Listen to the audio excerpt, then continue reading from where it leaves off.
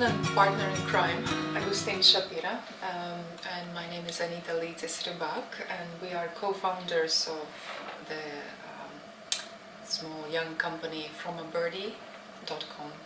So I started it a few years ago. It was Annie's birthday. I wanted to, give her a significant present.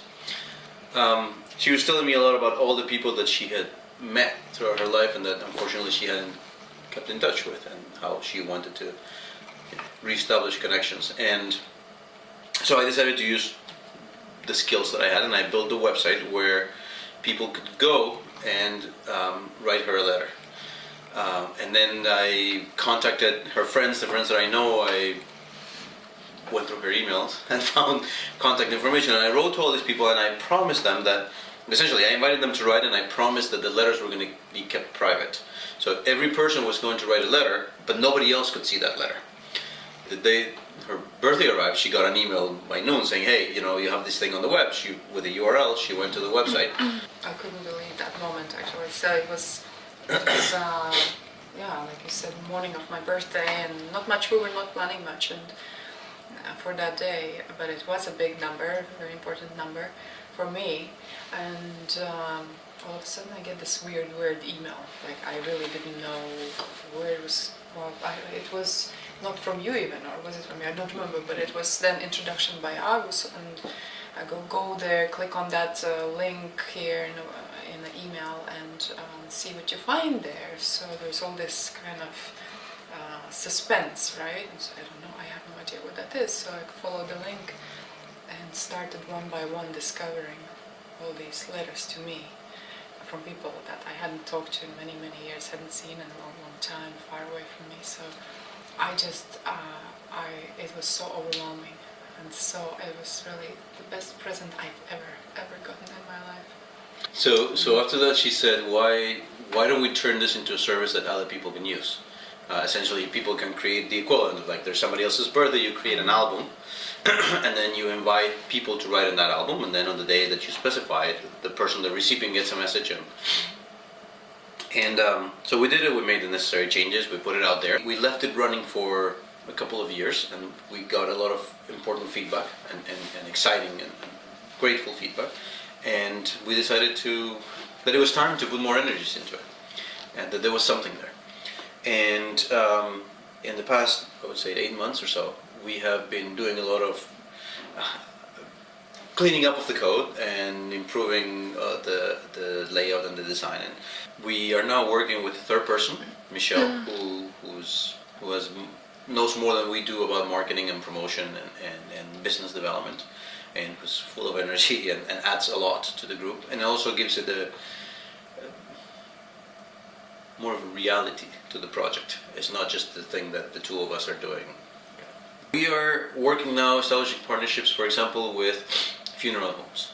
So the idea is, when you go to the funeral, we're gonna find little cards that say, please write your memories or share your memories with the widow or the widower of John, and a URL, and you go and write, and it's the same concept. It's private, nobody else sees it. There are options right now. Most funeral homes have websites where they say, go and write your condolences, and it's an open forum. And again, you got the same thing where the lowest common amenity is like, I'm sorry for your loss.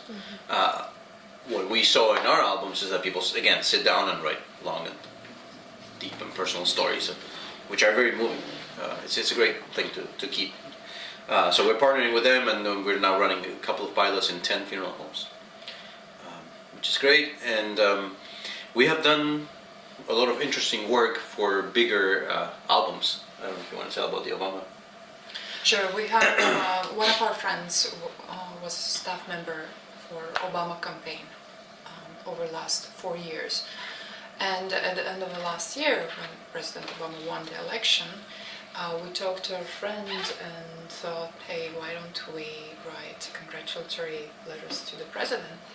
And our original idea was to invite just about anyone who wanted to write to the president. Then we realized in our conversations that maybe it wasn't sustainable and realistic, so we kind of narrowed down this intent to the staffers, campaign staffers.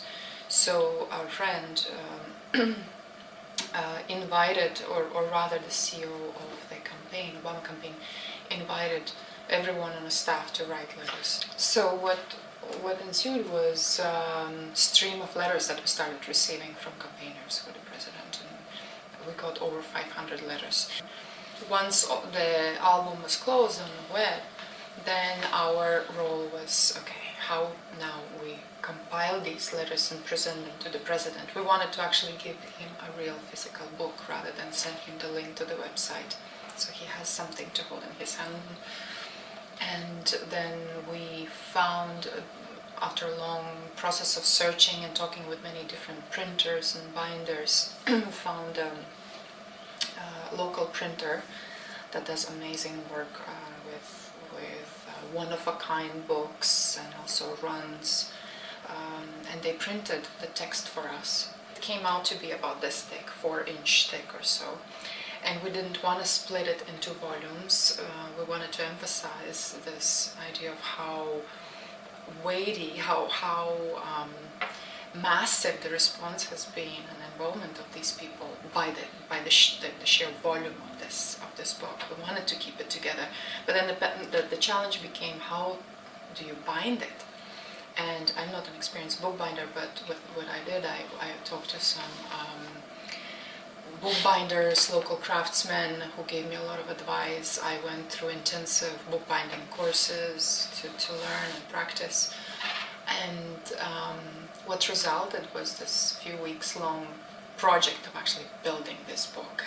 And we built the hardcovers, we handpicked all the materials and made this thing up in the studio, and also built a slipcase for the book. It's a beautiful thing. It's a work of art. Yeah. We showed it to many people in the process and to get the feedback, and everyone seemed to love it. And one nice, bright, sunny February day, it was finished. And then the challenge became, okay, how do we get it to the president? We reached out again to the CEO of campaign, and she was very, very forthcoming and very enthusiastic about it. And we met her and gave her the book, and she is to hand it to the president.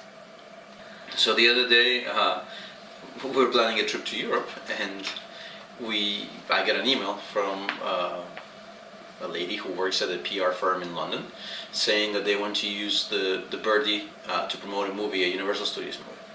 And they're from London, and I said, well, how about we meet in London this Friday? And we were just happening to be there, and we had a great meeting, and they were interested. This is a movie, I don't know how much we can tell about this because the movie has not been launched or promoted yet. It's not, but it's a movie about going back in time and doing the things that you didn't do. So they wanted to, as a PR campaign to promote the movie, they wanted to use the Birdie to let people write letters to their loved ones to say the things that they haven't dared to say before. And it's a big of a twist on the original Birdie idea, because they want to make the letters public after a while. So the idea is that I would write a letter to her, and then she would get an email with a letter. But eventually, those letters, or the best of those letters, would be collected and made available publicly. So we're working with them. It's very exciting. The thing that we haven't talked more about was the fact that we're now making books. So this all started as a digital version of things. You would get an email saying your letters. Somebody wrote all these letters for you. You'd go and look at them, and then you would go to a website and find all these letters and go next, and then you had an opportunity to write back and to thank. From the very first album, the one that I made for her birthday, we collected all the letters and turned them into a document and printed it out as a book. And now we're doing that. That's part of the service. This is actually the core of the service. This is something that people wanted a lot. Once a week, twice a week, 3 times a week, I would get an email, how can I get my letters into it? So we are now offering the option to just download the PDF and you print it yourself, or you can buy a hardcover, beautifully printed book with the letters, which people love. And there are 2 options as well, whether it's commercially printed and bound or a handmade book. So. And it's also very exciting to be selling a physical product. I like that. To have both the digital version of it that attracts some of the younger crowd, and also the physical version. this is a very dear project to us. And behind the project, there is an idea. It has an artistic component to it, of trying to create a little bit of the world in the way that we think the world should be. A place where people communicate more deeply than tweets and Facebook, and where there's time, where you can slow things down and create the space for writing and communicating deeper things. So these partnerships that we're working on give us a feeling that people are interested. If attracting more and more people to use this, not just through partnerships but also in the web world, I think would be a very nice validation for us that this artistic part, this artistic component is real, that we're not crazy, that people do care about this, which has been our intuition all the time. That essentially, we all technologies have biases. They encourage a certain kind of behavior in the users, and we are trying to build something that encourages a different kind of behavior from what we've become used to. And seeing the responses that we're getting and the adoption of it has been very rewarding, and we hope to continue that and to build it to the point where it can be a sustainable, profitable business that can grow and grow and grow, and through partnerships become bigger, because we're very small in terms of our reach right now, our abilities to promote, and our budget is very limited. One of the unanticipated beauties of working on Birdie has been also the kind of people that we meet, the new relationships that we develop, and from printers to our partner to clients. We've been meeting some amazing people, and that's been very rewarding, and I see that continuing in the most unpredictable and beautiful ways, the kinds of people that you meet, kinds of projects you get to work on, so it's very exciting. Yeah, that's my hope, is that we can continue to grow this to the point where it becomes profitable for all of us to work on this, and to grow the team so that we can increase our reach and get more people to use it, and be able to, promote this idea of how we should do these things. Changing the world in tiny bit to make it more like what we think would be good. It's not that it's changing the world, it's just